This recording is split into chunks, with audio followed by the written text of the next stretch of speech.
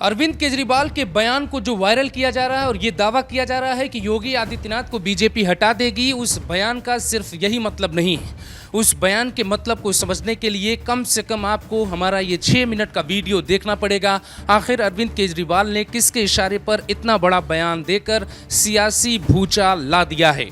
हालात बीजेपी में क्या हैं ये बताएं, उसके पहले आपको समझना होगा अरविंद केजरीवाल के बयान के और भी मायने क्या हो सकते हैं। बीजेपी में लगातार ये जो वोट बैंक की कहानी है वो दावा किया जाता रहा है, चाहे वो सर्वे रिपोर्ट हो या फिर बीजेपी के नेता या विरोधी नेता, नरेंद्र मोदी के चेहरे पर ही लोकसभा का चुनाव होता रहा है। आप कई सीटों पर जाएंगे जहां पर लोकल नेताओं का विरोध तो है, लेकिन नरेंद्र मोदी के नाम पर वोट वहां पे चला गया। राजस्थान में भी बहुत पहले की बात है, जब वसुंधरा राजे सिंधिया वहां पर चुनाव लड़ रही थी, जब बीजेपी पिछले टर्म में चुनाव हार गई थी, तब यही नारा काम कर रहा था कि वसुंधरा की खैर नहीं, नरेंद्र मोदी से वैर नहीं। तो क्या अरविंद केजरीवाल के बयान में बीजेपी का भविष्य छिपा हुआ है और अरविंद केजरीवाल के बयान के पीछे आरएसएस के नेता और बीजेपी के नेताओं का ही हाथ हो सकता है? ये बहुत दिलचस्प बात है कि बीच चुनाव में अरविंद केजरीवाल के दावे ने कई प्रश्न सियासी तौर पे खड़े कर दिए। प्रश्न नंबर 1, क्या सच में यही सवाल जब पत्रकार कई 1-2 बार जब प्रधानमंत्री से पूछते रहे या अमित शाह से पूछते रहे कि आगे क्या होगा, तो बीजेपी ने खुलकर कोई बयान नहीं दिया। लेकिन जब अरविंद केजरीवाल ने ये कहा कि 17 सितंबर यानी कि प्रधानमंत्री नरेंद्र मोदी का जन्मदिन है और उसी दिन वो 75 साल के हो जाएंगे, तो वो राजनीतिक तौर पे संन्यास ले लेंगे और प्रधानमंत्री आपके होंगे देश के अभी के गृहमंत्री अमित शाह। तो फिर योगी आदित्यनाथ का जिक्र केजरीवाल ने अपनी रैली में करके सियासी भूचाल क्यों ला दिया? दरअसल बीजेपी की ये कमजोरी रही है। योगी वर्सेस अमित शाह की कई थ्योरी आपको इंटरनेट से लेकर यूट्यूब पर वीडियो मिल जाएगा। ऐसा दावा एक पक्ष करता रहा है कि योगी और शाह के बीच में बिल्कुल भी सब कुछ ठीक नहीं चलता, और ये दावा इसीलिए किया जाता है क्योंकि कुछ कहानियां सच में दिखाई देती हैं। जैसे राजभर के किरदार पे उन्हें पंचायती राज देना और राजभर मैदान में जाने के बाद ललकार कर कहते हैं कि मेरे पास मुख्यमंत्री वाला बयान है। बार बार बेवजह योगी आदित्यनाथ के काम में रुकावट पैदा करना या कई अधिकारियों की ऐसी पोस्टिंग करना जिनकी वहां पे जगह नहीं बनती है, ऐसे सवाल कई लोग उठाते रहे हैं। लोकसभा चुनाव से पहले जब यूपी में विधानसभा चुनाव था, तो अधिकारियों की पोस्टिंग से लेकर सरकारी पदों पर बैठे कुछ व्यक्तियों के नाम चर्चा में थे और दावा किया जा रहा था कि ये सभी केंद्र के भेजे हुए चेहरे हैं। तो क्या योगी आदित्यनाथ की आज़ादी ये तय करती है दिल्ली? और इसी से जुड़ा हुआ जो प्रश्न अरविंद केजरीवाल ने उठाया, उसने बीजेपी को ही टेंशन में डाल दिया। जब बयान दिया अरविंद केजरीवाल ने, उसके कुछ घंटे बाद तेलंगाना की रैली में अमित शाह ये दावा करते हैं कि 75 साल के नरेंद्र मोदी हो जाएंगे तो विपक्ष को परेशान होने की ज़रूरत नहीं है, वो उसके बाद भी प्रधानमंत्री बने रहेंगे। लेकिन केजरीवाल का बयान योगी आदित्यनाथ पर भी था। योगी आदित्यनाथ पर कोई बयान बीजेपी की तरफ से नहीं आया। साल 2021 की बात है, जब बीजेपी में भूचाल आया था।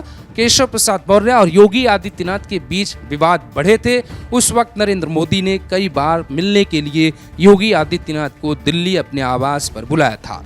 उस वक्त एक तस्वीर जारी की गई थी, ये तस्वीर आपके स्क्रीन पर सामने दिखाई दे रही है, जब पीएम नरेंद्र मोदी ने सीएम योगी आदित्यनाथ को बगल में खड़े करके एक तस्वीर क्लिक करवाई थी। इस तस्वीर के बाद बीजेपी के यूपी के नेताओं को ये संदेश भेजा गया था कि योगी आदित्यनाथ ही हमारे अगले भावी सीएम होंगे।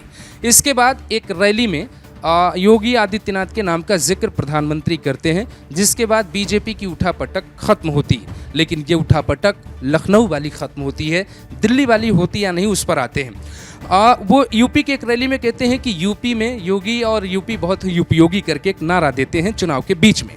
लेकिन अब बात अरविंद केजरीवाल ने योगी को हटाने को ही लेकर कर दी है। तो क्या सच में बीजेपी हटा रही, या अरविंद केजरीवाल ने बीजेपी की नाभि में चोट किया है जिसका दर्द बहुत परेशान कर सकता है? दरअसल योगी आदित्यनाथ को हटाने के पीछे लॉजिक सिर्फ इतना है कि अमित शाह और योगी आदित्यनाथ के बीच सब कुछ ठीक नहीं चलता है। लेकिन दूसरे पक्षों का तर्क ये भी होता है कि योगी को सीएम बनाने वाले अमित शाह हैं। तो क्या अमित शाह प्रधानमंत्री बनने के लिए योगी का रास्ता रोकेंगे? इस बात में आप विश्वास रखते हैं? क्या आपको लगता है कि योगी आदित्यनाथ को रोकने का तरीका सिर्फ बीजेपी मुख्यालय से तय होगा? क्योंकि शिवराज सिंह चौहान और योगी आदित्यनाथ की तुलना करेंगे तो योगी का कद बहुत बड़ा होगा।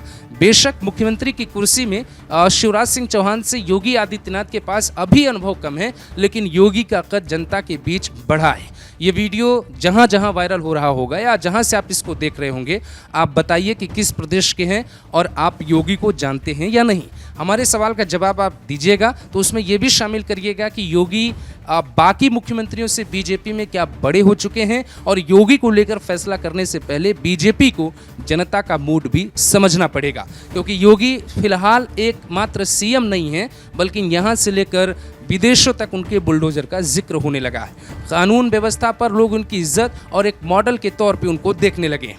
सियासी तौर पे अरविंद केजरीवाल के बयान का कोई मतलब नहीं है, क्योंकि वो बयान कुछ पत्रकारों की देन है। कुछ पत्रकारों की अरविंद केजरीवाल से मुलाकात हुई अचानक से, और वो पत्रकार पहले राहुल गांधी से मिले। राहुल गांधी से पत्रकारों की जब मुलाकात हुई थी, कांग्रेस ने चुनावी फंड के नाम पर एक राशि निकाली है और वो राशि उन पत्रकारों के पास तक पहुंची। वही उन्हीं पत्रकारों की बात अरविंद केजरीवाल तक पहुंची और उन्हीं के सुझाव पर अरविंद केजरीवाल ने योगी आदित्यनाथ पर इतना बड़ा बयान दे दिया है।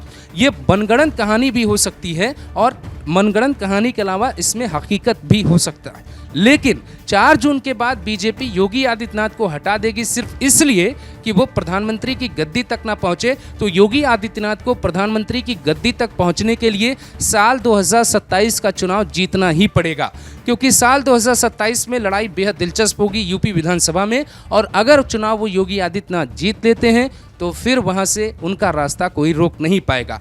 ये प्रश्न पत्रकारों की उपज है, और ये प्रश्न जो अरविंद केजरीवाल ने खड़ा किया है बीजेपी में बौखलाहट जरूर पैदा करेगा, लेकिन न चाहते हुए केजरीवाल ने अपने ही विरोधी का कद खुद से बड़ा कर दिया है।